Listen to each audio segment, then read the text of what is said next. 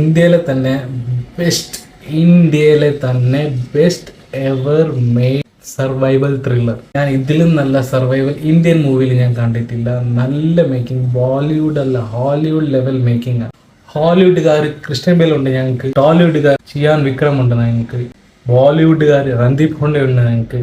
അപ്പം ഞങ്ങളും മലയാളികളും അഹങ്കരിക്കും, ഞങ്ങൾക്ക് പൃഥ്വിരാജ് ഉണ്ട്.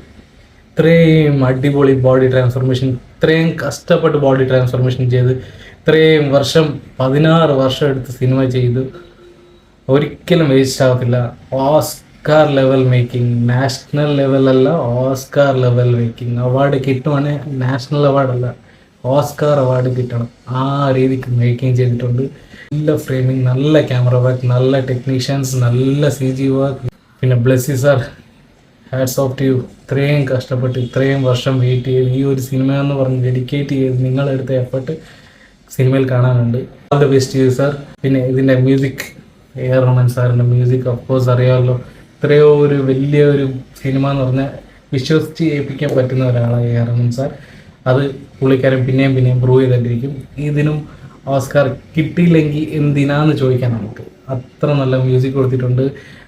ഒരു ഫേമസ് ആയ പെരിയോനെ എന്ന് പറഞ്ഞ സോങ് എവിടേക്ക് വേണം അവിടെ കൃത്യമായിട്ട് പ്ലേസ് ചെയ്തിട്ടുണ്ട്. പിന്നെ ഇതിൽ ഒരു പയ്യൻ പൃഥ്വിരാജിൻ്റെ സപ്പോർട്ടിങ് ക്യാരക്ടറായിട്ട് അഭിനയിച്ചിട്ടുണ്ട്, ഹക്കീം എന്ന് പറയുന്ന പുള്ളിക്കാരൻ്റെ ശരിക്കുള്ള പേര് എനിക്കറിയില്ല. പുള്ളിക്കാരനും നല്ല രീതിക്ക് എഫർട്ട് എടുത്തിട്ടുണ്ട് ആ ബോഡി ട്രാൻസ്ഫോർമേഷൻ ചെയ്യാൻ. പുള്ളിക്കാരനും ഒരു ഹാറ്റ്സ് ഓഫ് കൊടുത്തേ പറ്റൂ.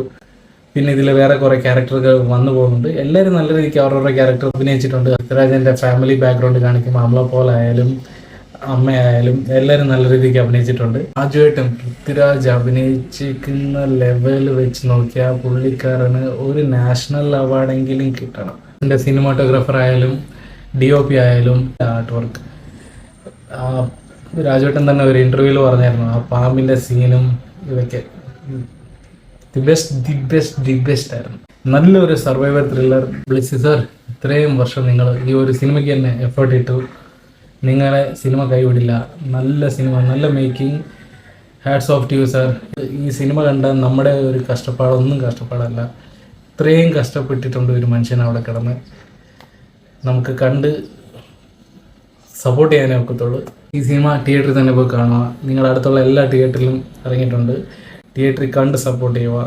നല്ല ഒരു സിനിമയാണ്, നിങ്ങൾക്ക് ബോറടിക്കില്ല. നിങ്ങൾ കൊടുക്കുന്ന പൈസയുടെ ഡബിൾ ഇരട്ടി വസൂൽ നിങ്ങൾക്ക് ആക്കാം. ഫാമിലി എല്ലാവരും വിളിച്ചുകൊണ്ട് പോയി തിയേറ്ററിൽ പോയി തന്നെ കാണുക. അപ്പം വേറെ വീഡിയോയിൽ കാണാം. ബൈ.